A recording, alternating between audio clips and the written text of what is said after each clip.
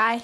The review that you're about to see was recorded on July 2nd or 3rd, and I wasn't able to upload it because the power went out. No, this is the 8th. The thing that they're about to see was recorded on the 2nd or 3rd. Today is the 8th. I'm going to put this at the beginning of a video. Oh! I told her not to interrupt me. Well, it's just, I didn't want you, I thought you were, I'm stupid. No, you're not. Good, that was a good pair of shorts, right? Right, and the pockets are actually deep. Good. Okay. Wear them so they get on wrinkled. The review that you're about to see was recorded on the 2nd or the 3rd of July. Today is the 8th, and I wasn't able to upload it because the power went out. Stay inside. And Sorry. Dad was talking to the dog. And the power went out, and it's still out. Oh, so Zach interrupted at me? Yes, I'm going to yell at our father. Oh! Why? The review that you were about to see was recorded on July 2nd or 3rd and was not uploaded because of a power outage that's still happening. And since then, I have changed my views upon a character in Legend of Korra. Iki is no longer my least favorite of the Airbender kids. I now love them all equally. And this came about because I went to the library to mooch off of their AC and their internet connection. And I took my laptop. And I went on the Avatar wiki because that's what I do. And I read Iki's page. And I was reminded of something that she said to Korra once. And it's the scene, I don't know what episode it is. I can't look it up. The power's out. It's the scene where Korra is trying to figure out what to do about her feelings for Mako, even though he's with Asami. And she's talking to Iki and Jinora. And Iki goes on this like huge rambling monologue about Love. About Yes. lovers and rainbows and oh my gosh. If you go on the Avatar wiki, it's if you go on the Avatar wiki on Iki's page, it's the I will kill you all! it's the first. It was half full! It was not half full. Where is it? How am I supposed to know? Oh, I found it.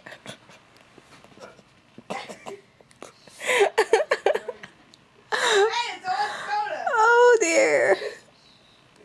If you go on Iki's page, the first thing you see is this quote that she says. And I was reminded of that scene. And she's just so adorable in that scene. And also when she's introducing Rohan to her to his new family. And so Iki is awesome. And I love all of the all of the Airbender children equally. But Jinora is still my spirit animal. So disregard that part in the following I'm sorry, but when review. I opened the cooler, my orange soda wasn't there, and I saw like a giant piece of hamburger or something, I flipped out. We have some food stored in a cooler because the fridge isn't working. Because the power is out. And we didn't want it to go bad. So we put it in the cooler. And apparently Heather's orange soda was there earlier and now it wasn't. Where was it? It was next to the fridge. That's where pop is stored. I panicked. That's usually where we put the pop. I panicked, okay? I wonder how I'm going to edit this. You shouldn't. Hello. Haley here. Weird Rocks on DeviantArt. I'm going to post a link to my DeviantArt page in the thing because I originally wrote the following in a journal on DeviantArt. If you don't know what DeviantArt is, just click the link and you'll be sent to the magical land that is DA. I just finished watching Avatar, The Legend of Korra, the season 1 finale, and I know I'm really late, but my schedule is crazy. So I wasn't able to see it earlier, and I just finished watching it, and oh my gosh. Warning, this video contains spoilers. If you have not seen the season 1 finale, if you have not seen from episode 1 to the season finale of Legend of Korra, look away now. Look away now, mortals. Look away now. Are they on? Don't yell at me about spoilers. You were thoroughly warned. Okay. Here goes. Asami is now officially my OTP.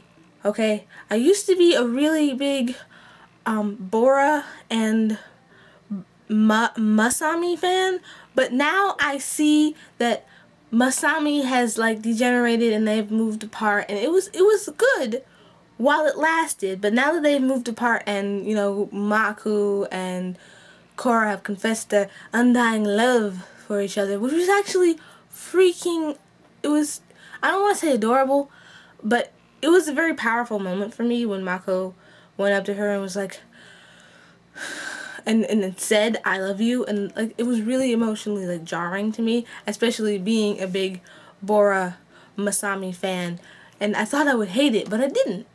I liked it.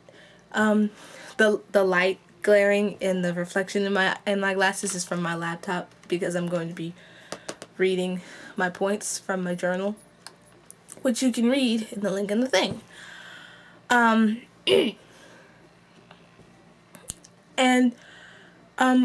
And so my Korra happened, and Cartoon is going to be very happy about that.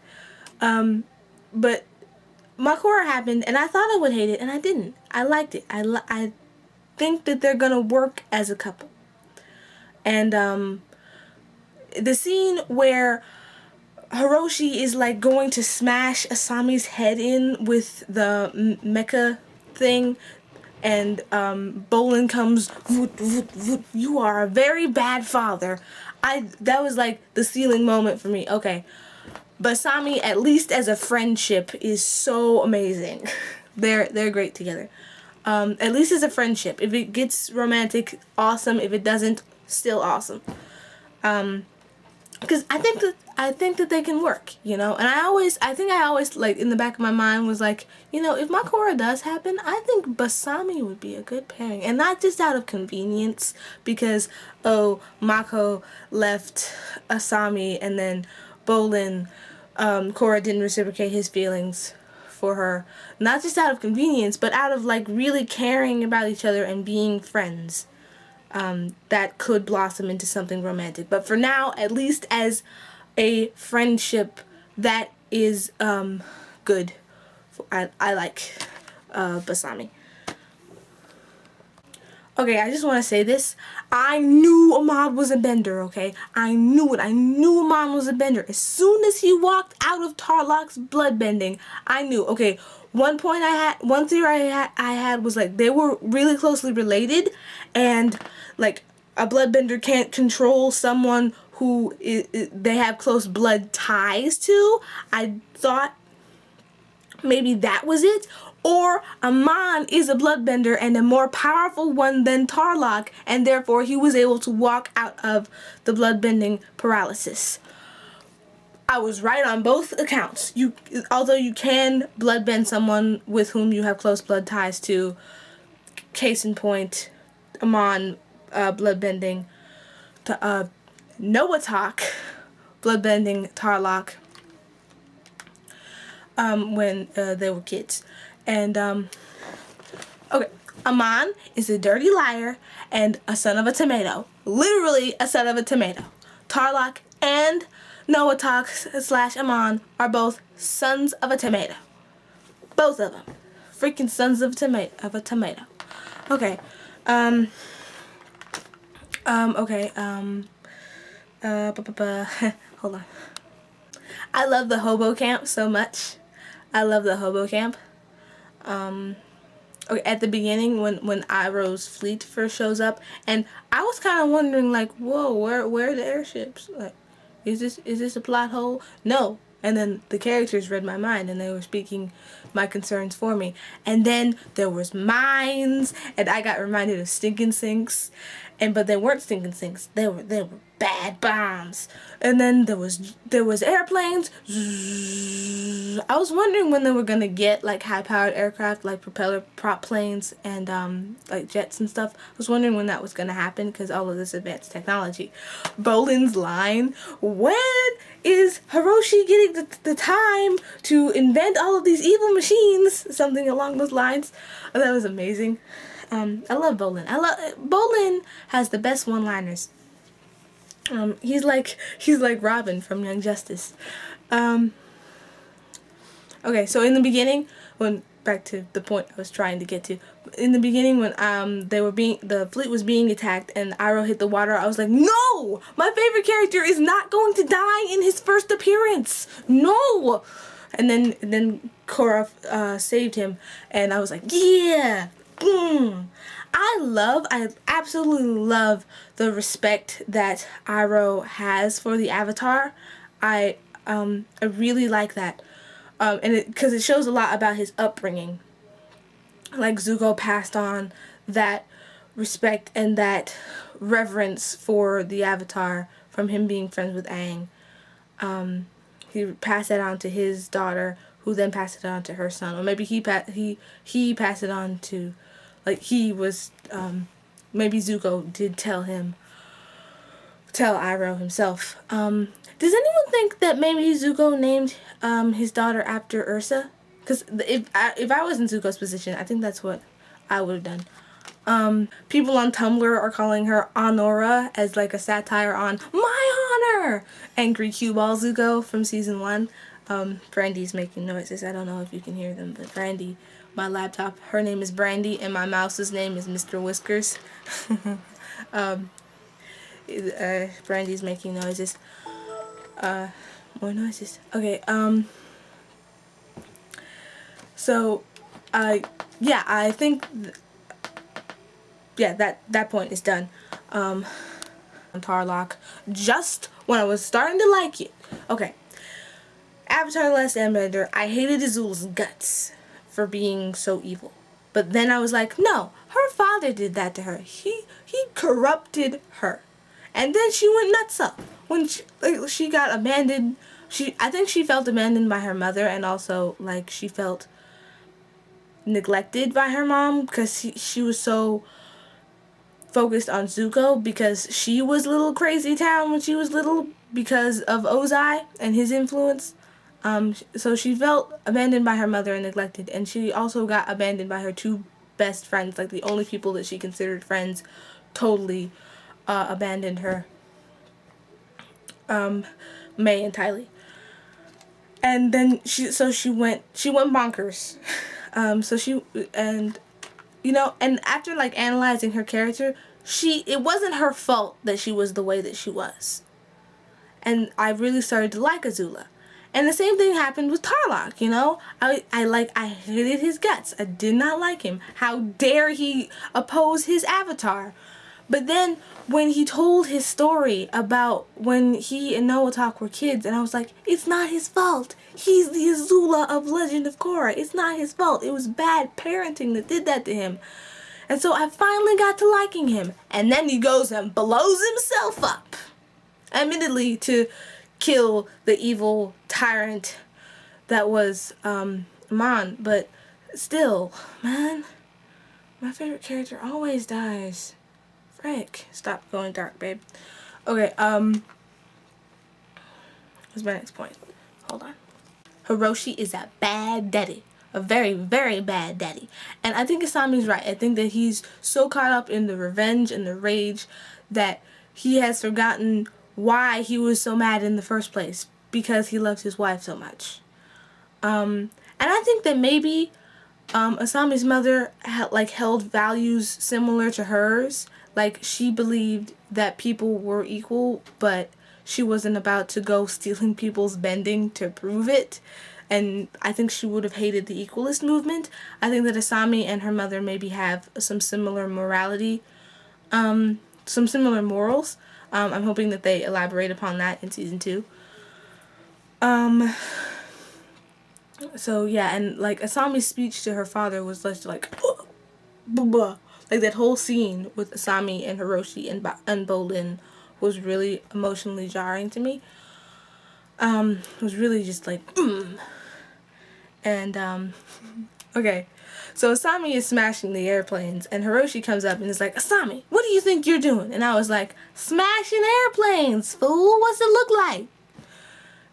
I don't think my gesticulation was in frame. Nope, it wasn't. What's it look like? That was my gesticulation. Come at me, bro. I love Asami to death. She's one of my favorite characters. What was my next point? Sorry.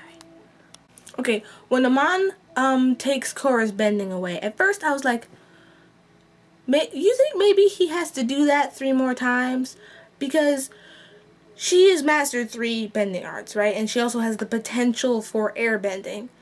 So maybe he would have to do that 3 more times to like take away each art. But then she airbended, and I was like, yes! Yes! It is not called Book 1 Air for squat diddly for the muckers. And so that apparently got her, like, that jarred her so much, losing her bending, that got her chakra flowing in the correct direction where she was able to airbend. And I hope that they, again, elaborate on that in season 2, because I'm really interested in how bending works, like the chi and the chakra flow of bending. I freaking love that they put so much into why people can bend and why people can't bend, and what bending is. It's a flow of energy that you release. That's something that I really like about the series. I'm really interested in learning more about, so I hope that they elaborate more on that in season 2. My next point was... Okay, so at the end when they're all gathered at the house, I was like, Aang, show up already. Can you not see that she is despondent? Korra is despondent. Roku was there for you when you were despondent.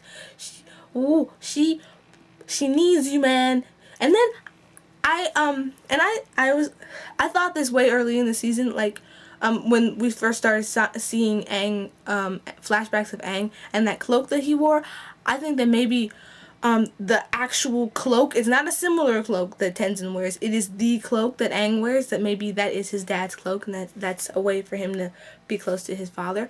I wanted him to, like, to take it off and, like, put it around Korra, because it worked with Kiyoshi's clothes in the first season.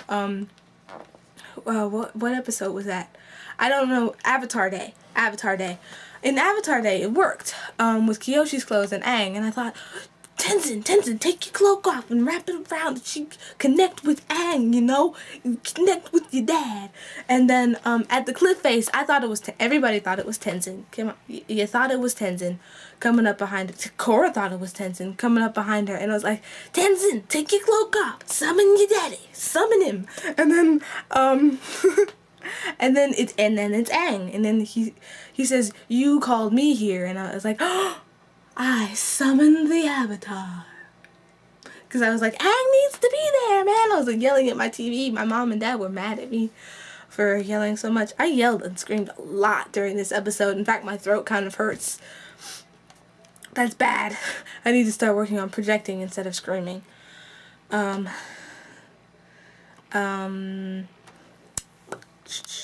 Energy bending, yes. I knew that someone was going to come up with a way for people to get their bending back.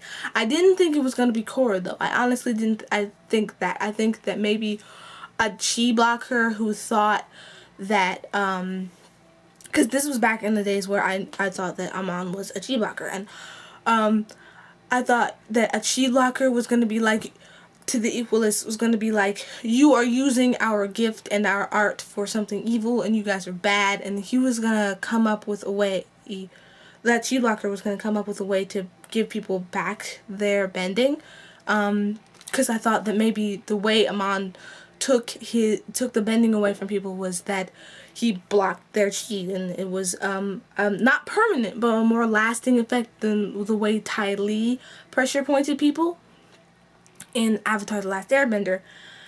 And I thought that if pressure pointed could take that away temporarily and temporarily long lasting, then it could put it back, could unblock those chakra pools and those chi flows.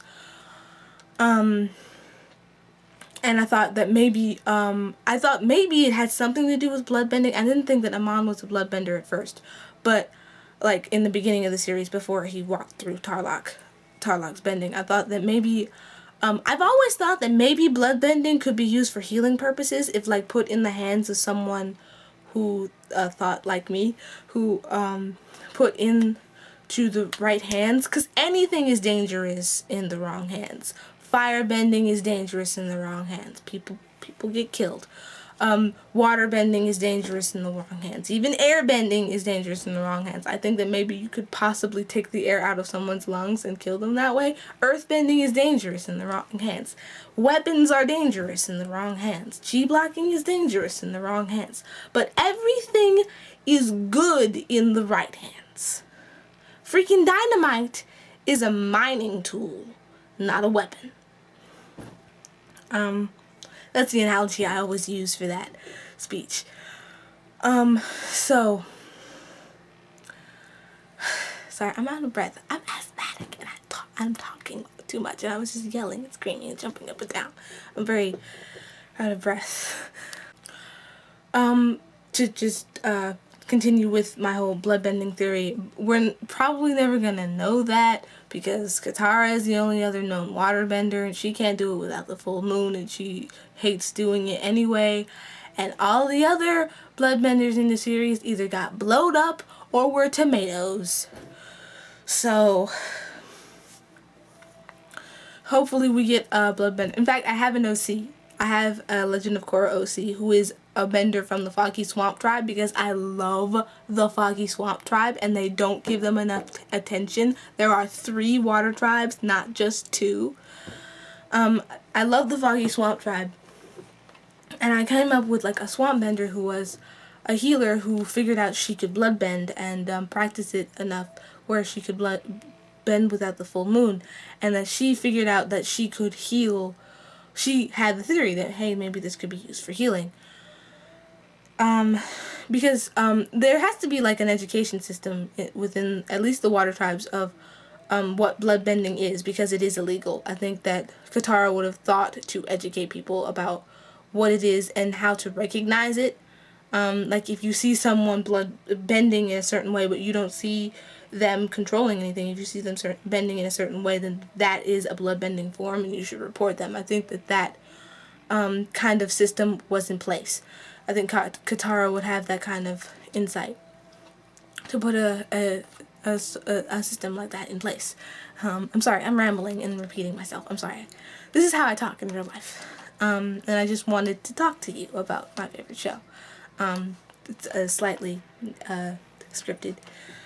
But yeah, that's my OC Fa, who is all the swamp benders in the show had Vietnamese names, and I named her after a Vietnamese dish of food. It's like a soup, sort of, which I love. I love pho, so I named my OC after a soup. Momo is a peach. Hey, what's Oogie's name mean? Does Oogie's name mean anything? I'm gonna look on the wiki when I get done with this. Yeah, that's Fa, my OC, and she figures out that she can heal with bloodbending. That's all fan fiction that's in my head. Bumi! Bumi! Bumi! Yay, Bumi! I knew it, okay? Because people on the wiki, there was a piece of trivia in the trivia section for Bumi's page. It's like the collar that he wears is identical to Iroh's collar, and I was like, hey, maybe he's a general in the United Forces. Maybe that's how you know that people are a general in the United Forces. They have that collar, and I was right. Yay! And Uncle Bumi's here. Yo! I know that was wrong, but I can't be too loud because they're already mad at me for screaming and yelling and jumping up and down. My next point was Bumi and Iroh are friends. We don't know if they're friends. They might just be acquaintances. But I love that they have a connection, that they're friends. Maybe they'll play Pai Sho together.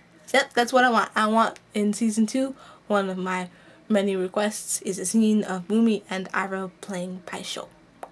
That's what I would like to happen. The lieutenant is my favorite bad guy.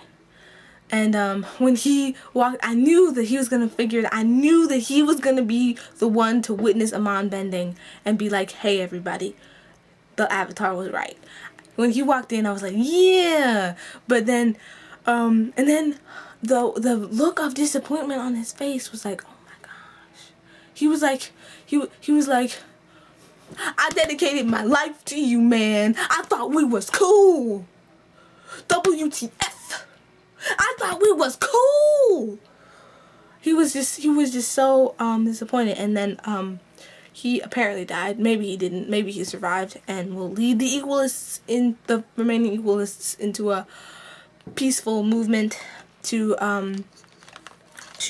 redeem themselves because they were being kind of tomato-y.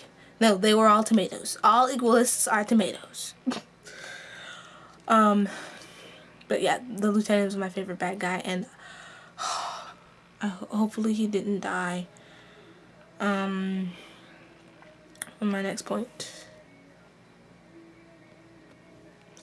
Jailbreak for the muckers! I love Milo so much.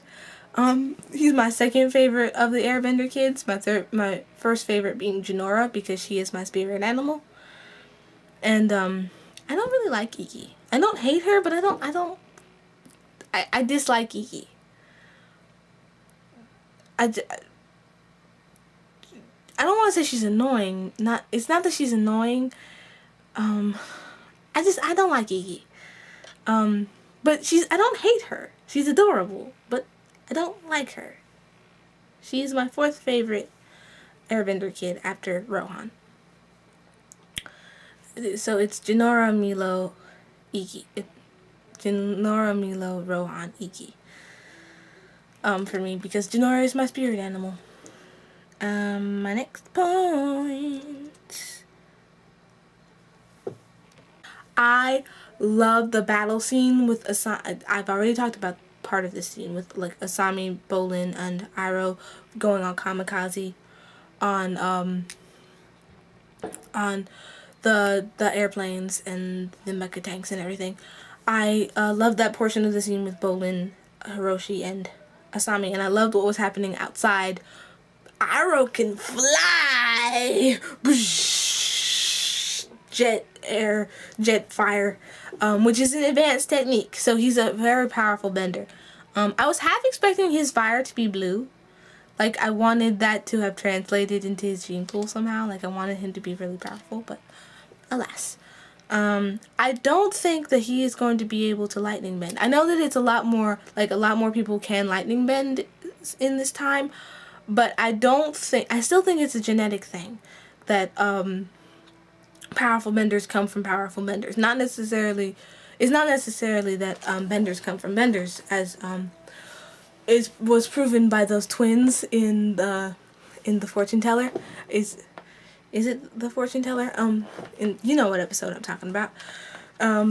Bending is not genetic, but I think that really powerful benders come from really powerful benders, and really weak benders come from really powerful benders, and really powerful benders come from really weak benders. So never mind. But I don't think that Iroh is going to be able to lightning bend simply because Zuko couldn't lightning bend. I think that would translate through the gene pool, and I think it would be really cool for him not to be the most powerful firebender possible. Even though he's a United Forces general. Yeah. Okay, so those are my thoughts on the season 1 finale. Those are not all of my thoughts. That would be like a 2-hour video, and I don't want to put you through that. Those are just everything that I put in the journal, and some more. So yeah. Link to the journal on DeviantArt in the thing, and in the doobly-doo. And if you haven't heard of DeviantArt before, click the little DeviantArt logo in the upper right-hand corner and look around, explore, type something into the search bar. Be warned, it is a very strange place. Like, YouTube is strange, but DeviantArt is its own brand of strange. And it might take you a while to understand everything, and you might not understand everything, and that's okay. And if you click around my page, which you can do by clicking my name on my journal, if you click around my page, if you like what I do on there, you can watch me if you're already on DeviantArt. If you're not on DeviantArt, and you like DeviantArt enough to make an account, then watch me if you like my stuff. I llama back. For those of you who don't know what that means, that's okay. But for those of you who do know what that means, I llama back. So, llama me.